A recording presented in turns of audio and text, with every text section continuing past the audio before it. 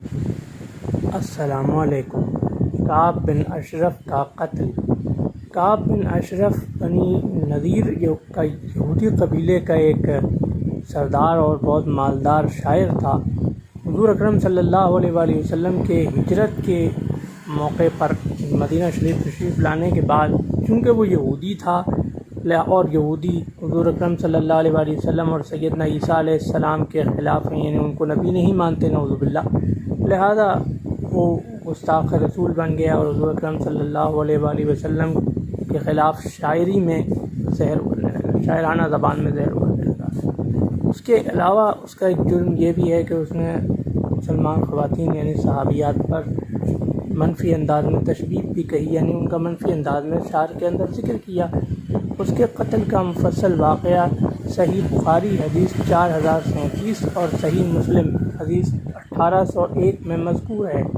واقعہ کچھ یوں ہے کہ حضور اکرم صلی اللہ علیہ وآلہ وسلم نے فرمایا کہ کعب بن اشرف کو قتل کون کرے گا، اور گستاخ ہو گیا ہے، اللہ کے رسول کو تکلیف پہنچاتا ہے، اللہ سے گستاخی کرتا ہے، اللہ کی نافرمانی کرتا ہے اور رسول اللہ صلی اللہ علیہ وآلہ وسلم کو تکلیف پہنچاتا ہے، اس کو کون قتل کرے گا؟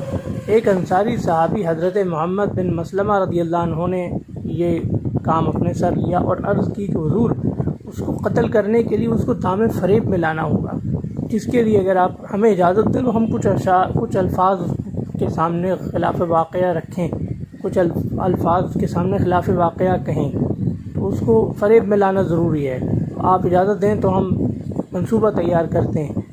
تو حضور اکرم صلی اللہ علیہ وآلہ وسلم نے فرمایا جی بالکل آپ کو اجازت ہے۔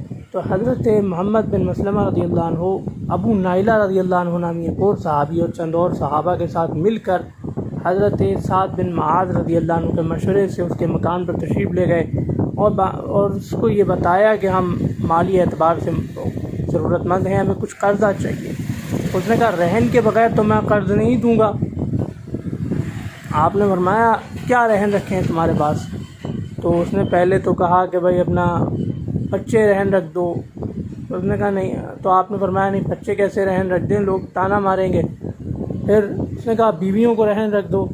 تو آپ نے فرمایا کہ تم اتنے خوبصورت آدمی ہو، ہمیں خطرہ ہے کہ ہم بیویوں سے ہاتھ نہ دھو بیٹھیں۔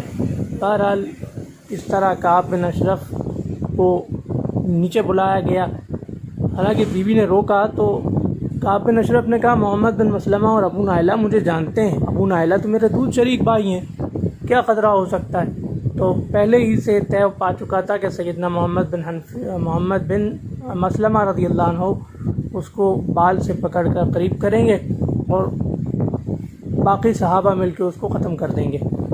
تو جیسے ہی کعب بن اشرف ان کے قریب پہنچا، آپ نے اس سے فرمایا کہ تمہارے سر سے خوشبو بڑی اچھی آ رہی ہے، اجازت ہو تو ذرا پکڑ کر سونگھ لوں۔ اس نے کہا سونگھ لو۔ تو آپ نے جیسے ہی اس کا سر پکڑ کے قریب کیا تو حضرت ابو نائلہ رضی اللہ عنہ یا اور کسی صحابی نے آگے بڑھ کر اس کا سر قلم کر دیا۔ یہ مختصر واقعہ کعب بن اشرف گستاخ رسول یہودی کے قتل کا صحیح بخاری اور صحیح مسلم دونوں میں موجود ہے، آپ کی خدمت میں پیش کیا۔ اللہ حافظ۔